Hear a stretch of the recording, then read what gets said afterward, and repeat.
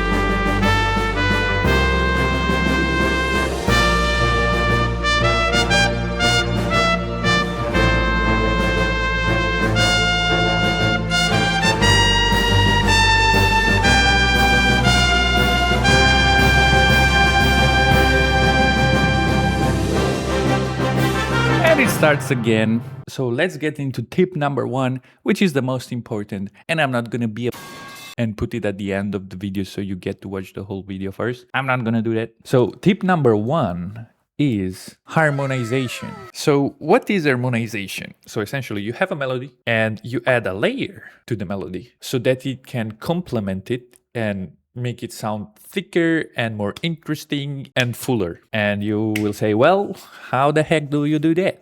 Good question. So there are 2 main ways you can do it. Let's start with the more standard way, which is you come up with the melody, you find the chords of the melody, and now that you have the chords of the melody, you can use the notes of those chords to build a secondary layer of the melody, which can also be a counter melody. So let's see an example here. We have this melody.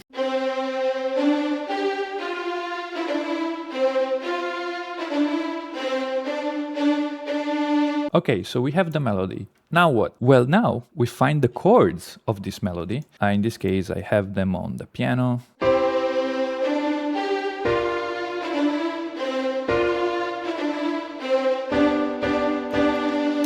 Finding the chords of a melody is kind of tricky. It's kind of a long process. So like, don't ask me, oh, is there a way to find? I don't know. You just play around with your keyboard a lot and you find them.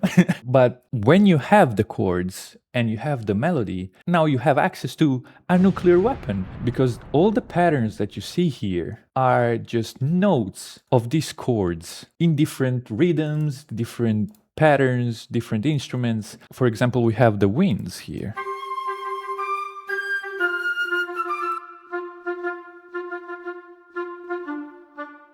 These notes are, do you see that? These notes are just the notes of these chords. Like once you have the chords and the melody, you can let your creativity run wild, because you know which notes you need to play, and you can just go crazy with the instruments and trying different combos and shit. Like another example, we have the violins melody, and usually with the strings, the violas are gonna do the harmonizing part, and this is how the viola sounds.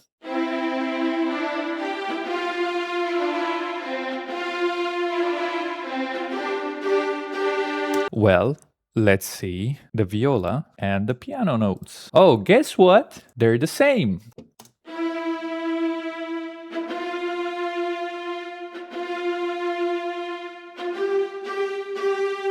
Another example, let's see this trombone pattern here. This is a bit more tricky because it's a different register, but if we bring it up, you can see that it's the same notes. Let's hear it.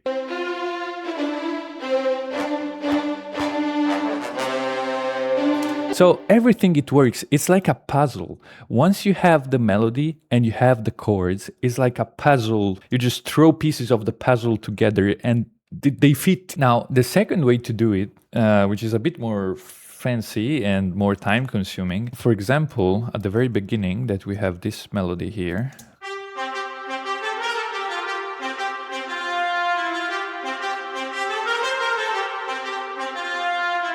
It sounds great, I like it, but we can make it more spicy in a way. So let's see how I harmonize it. Red is the main melody and orange is the harmonized version.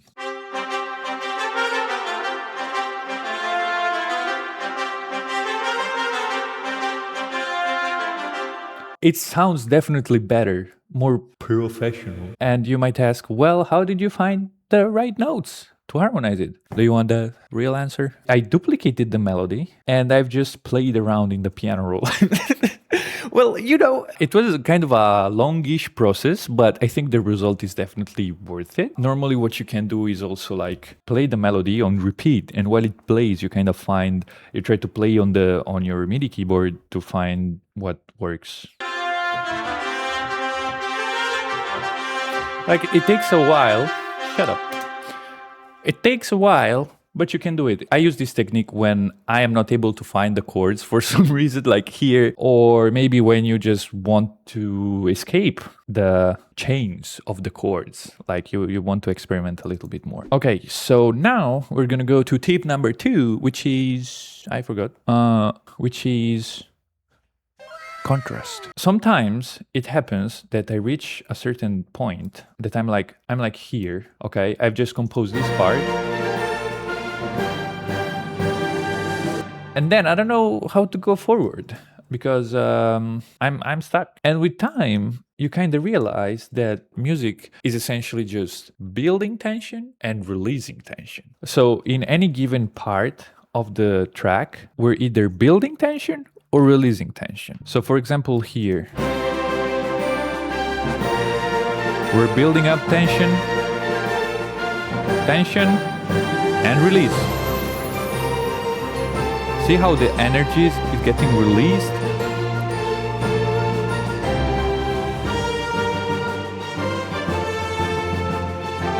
Build tension, boom, release. Other big example, build, build, build, build, build, and we release. Like, of course, it's not gonna be very clear all the times. So for example here, I think we are building tension, but it's a bit more subtle. Build and release. It's a little bit more subtle, but there is. When you're making melodies, the first part is releasing of the tension, and then you build it up again, and you release, and you build, and then you go crazy. And it's kind of journey like that. Like even here in the solo trumpet, we're building and releasing. Okay? So now we're releasing.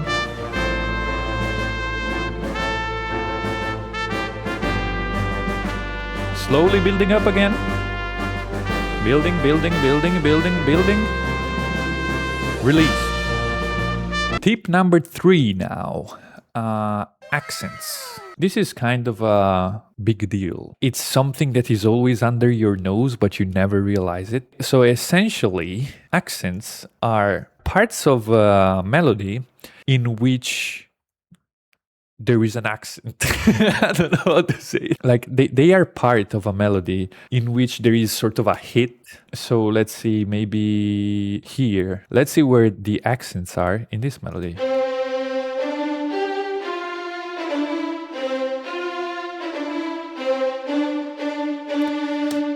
Okay, ready? Bam. Bam. Bam. Bam, bam, bam. So like parts of the melody where there is more energy. Let's see another example, which is a little bit more difficult, but doable, with the trumpet.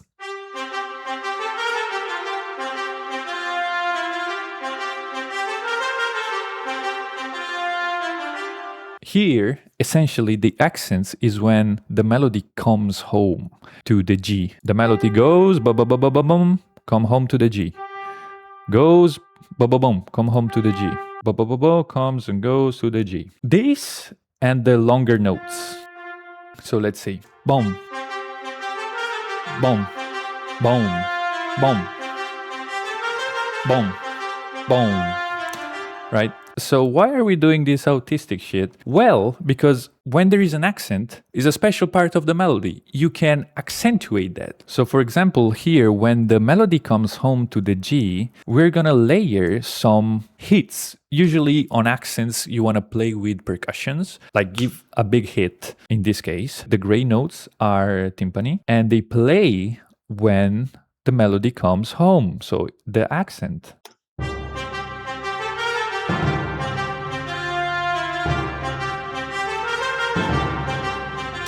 So here you can also see, by the way, that I put some timpani rolls to swell even more to the accent.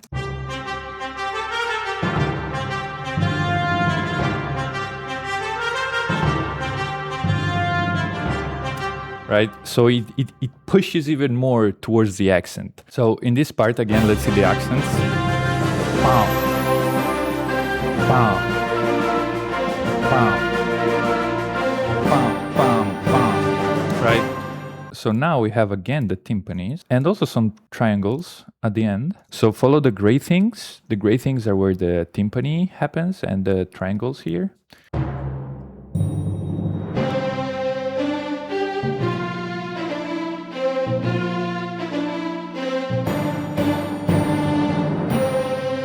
Right? These ones are a bit weaker, but I wanted them like that. But it's not only percussions, honestly. It's also other instruments. So for example, the harmonization we did earlier with the violas and also the basses are following the accents. Ready?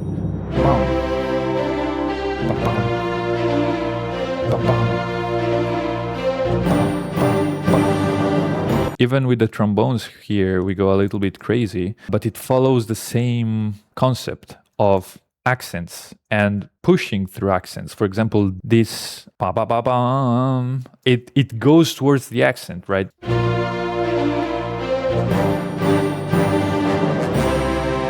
And then again, accents. Boom, boom, boom, boom, boom. Of course, in certain parts, accents are going to be more prevalent than others. For example, here, given that it's like a more chill solo part, you don't really go crazy on it with the accents. It's more like a flow. Like you have accent,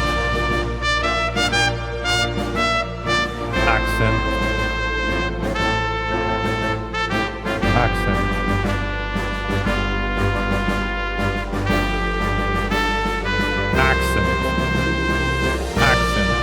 Like there are accents here, but they are only enhanced by big percussions, cymbals and stuff, which brings me to the final part, which is the use of cymbals and runs to enhance accents, the big accents, like when a new part starts, that's the biggest accents of them all, right? Whenever there is a beginning of a new part and the end of the previous one, I always put some cymbals. This is the stack that I used. Cymbal from Cineperk, a cymbal from the BBC Orchestra, some wind chimes, which, by the way, fun fact, they come from a trap sample pack. I don't know why they had wind chimes, but I'll take them.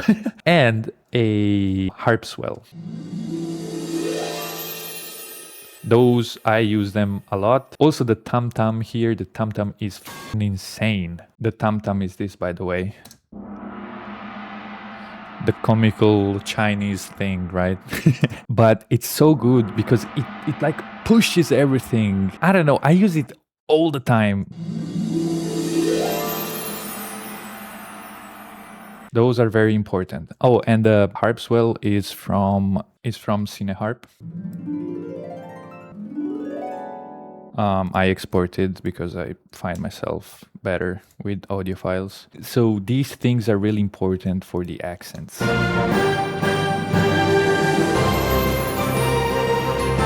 The main accents. Okay, so this is it. This is all I got for today. Let me know if you want other videos like this. So yeah, thank you for watching.